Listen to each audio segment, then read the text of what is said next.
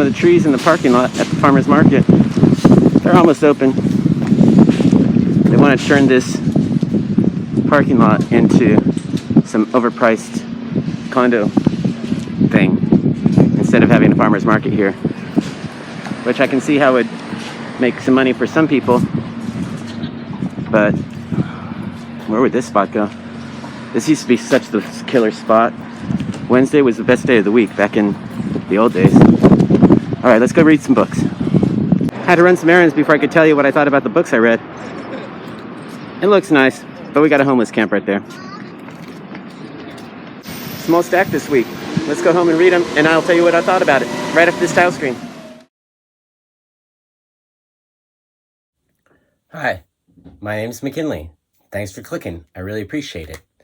I know you have a lot of other boxes to choose from, and I know I've said it before, but I really do appreciate that you clicked on this box right here, because it really does mean a lot to me, and I appreciate that from the bottom of my heart. Thank you for watching. I really do appreciate it. In this video, I'm going to tell you my favorite cover of the week and my favorite book of the week, and I'll tell you my favorite 3 reads of the week in addition to my favorite book of the week. So that'll be 1, 2, 3. I'll tell you my 3 favorite reads of the week, and I'll tell you my favorite cover of the week. But before we do that, I gotta let you know what we're trying, not what we're trying, but what we're dealing with in terms of the best books of the week, because I can only tell you what I read. So I'm going to show you my haul right now. But before I do that, I'm going to tell you there was one book I wanted to read that I wasn't able to buy. I wanted to buy, it's a hard word, Basilisk. I think it was called Basilisk. I think it was released by Image, and I didn't see it at my LCS. I could have gone to my other LCS, but I didn't. I had to run a lot of errands today, so I didn't have time to go to my second LCS. I only went to the one where I had my pull list. And where I had my pull list, they didn't have the comic that I think is called Basilisk. Basilisk. That's a hard word to say. I don't even know what it means. Basilisk? I can't even say it. Basilisk? Is that how you say it? Basilisk? You probably don't have to say it. You should probably just say it. Basilisk? That sounds better, right? It sounds like a foreign word. I'm so sorry. I am such a stupid, California idiot. If it's not hey, bro, then I'm totally not down. I'm so California. I'm so sorry. So I have a hard time with anything that is not basically marijuana and skateboarding and punk rock. I'm sorry. That's just me. So, in any case, Basilisk, can't say it. Fuck. Heck. Basilisk is the comic that I would have liked to have added to this stack, but I still got a pretty good stack. I think we got 8 different books here, and I'll show you them right now. We got Batman Fortnite, 0 point, this point, that point, I don't know which point, but it's number 4, whatever. We also got, God golly, Star Wars, War of the Bounty Hunters, number 1. Check this out, though. Look at, can you see that? I don't know if you can see my issue, but it looks like a doggone cat, chewed on the cover. Seriously, there is a seam split, all the way up to here. Brand new comic book. I got the variant edition. It's the Pride edition, and no pride about that. It's worked. Does that happen to you? Let me ask you a question. And I'm showing you my haul right now, but let me ask you, when you are buying books at your LCS and you got your pull list and they give you your pull list books, do you inspect them for cats chewing on the corner? Or do you just buy them? I've just been buying them, and today I'm kind of like, why am I just buying them? I need to inspect these because this is not, honestly, I feel like this is not cool.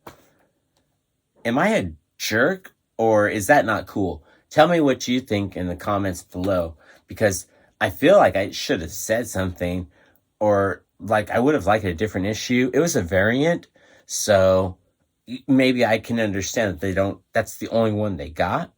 But still, I don't, like, it's got a, I know I'm part of the Vulture Club, but still, I don't want to buy a comic right from the start with a seam split when it just came out today. Tell me what you think in the comments below, because I feel like I should have said something, but I hate to be that guy. I know I look like I'm that guy all the time and just like a total jerk, but I don't know. Tell me what you think. I also got Swamp Thing #4 by Ron V. And Nice House on the Lake by James Tynion, #1. So those are my big 2 issues. We got 3 DC, 1 Marvel, and to round out today's sampling of comics, we got the indies, and we'll start off with Savage Dragon #whatever issue, and they got the North Force start, and then we also have Out of Body on Aftershock. And I gotta tell you, I'm just gonna interrupt this haul part just to tell you, it's a super thick cover. The pages are super, super nice. This feels like a graphic novel version of a comic book. Like, oh my golly, it was $4.99, I think, but such a nice tactile experience because you got the super heavy cover and then you have the really, really nice pages. I wish more comic books were like this. They paid a lot of money to do it, obviously, and that's why you're paying $4.99 for such a short story, but it was still such a nice experience. Out of Body and Aftershock, thank you for doing that one. We also bought The Worst Dudes on Dark Horse, and they do their, like, one of the characters is like a modernist or revisionist version of Snagglepuss, and Snagglepuss is always one of my favorite comic or cartoon characters, so can't go wrong with that. Then we also got Batman 109 by the Tiny Onion himself, James Tynion. So that was the haul this week. Now, friends, I'm going to straight out level with you. I'm not going to try and build things up. I don't have any agendas. So I'm just going to tell you right now. I wasn't really that knocked out by the covers this week. Batman, 0 Point, Fortnite, Night, this, that, whatever. The Pride variant for Star Wars something, Bounty Hunters, I don't even know. And then we had, I like this book a lot, the Swamp Thing #4 cover, but the cover is not that great, right? And then I bought this variant cover for Nice House on the Lake, and it's by the guy that does the artwork for that other James Tynion book. You know what? You know more than me, so I'm not even going to try and pretend like I know what I'm talking about, because you know more about what I'm talking about than I do. So you know who I'm talking about, and you know why this cover is important. Everybody's specking on this like it's going to be the next Something is Killing the Children, but the cover didn't do that much for me. Neither did this Batman 10 whatever. I mean, and then we had The Worst Dudes. Yeah, The Worst Dudes, and they're like fake Snagglepuss.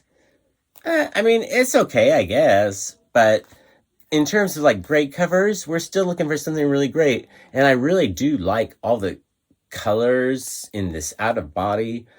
This is like a story that involves mushrooms and psychedelics and out of this world experiences. So this cover still didn't do anything for me. This Savage Dragon I think it's 259, but I do like this. It's an homage to probably like a Avengers or X-Men or Fantastic Four cover that I'm not cool enough to know, but I did like this enough to go ahead and make the purchase on it when I added it to my pull list. And like I said, there weren't any covers that really knocked me out this week, but we'll go with Savage Dragon, number 259, Eric Larson. Thank you. I love Savage Dragon, and I like Eric Larson a lot. He is somebody that is not appreciated enough. So let's give it up to him. And where's that applause meter? Come on. Now, before I get to my 3 favorite books of the week, let's talk about the book that everybody's talking about this week, and that's The Nice House on the Lake by James Tynion. And this book, I haven't seen the YouTube reviews yet, but I'm sure everybody's going gaga and blah, blah, blah, blah, blah, blah, blah, tripping themselves to compliment this book, but not me.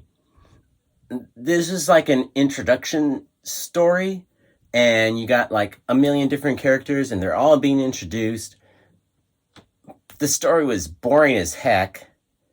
It didn't get interesting until the last page, which, I mean, you kind of expect.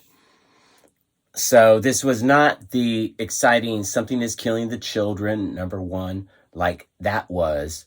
It's like the groundwork for something big, but at the same time, it didn't really get me that excited or hooked into wanting to know what is going to keep on happening. Obviously, I'm going to keep sticking around because I totally love the Tiny Onion, and I'm going to stick with him for all of his stories, but this book left me wanting a little bit more than what was delivered. Everybody's going to be all blah, blah, blah, blah, blah, blah, blah, but this issue didn't really do it for me. And that's why it's not even in my top 3. So let's talk about my top 3.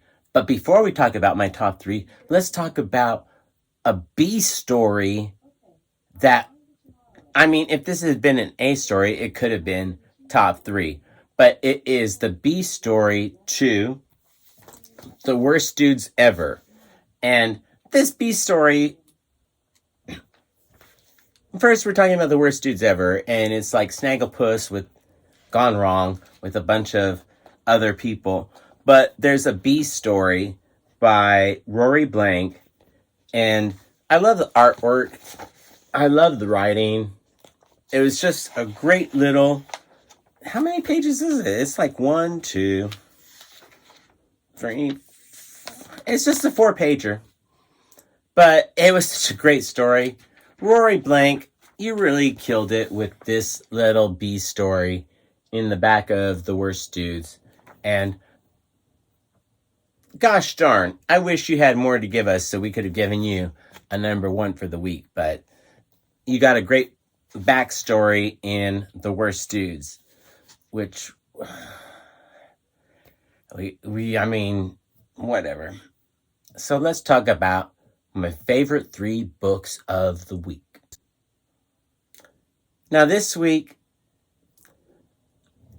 there weren't really a lot of great books. Every book was just kind of Nothing gave me that excitement that Red Room number 1 gave me.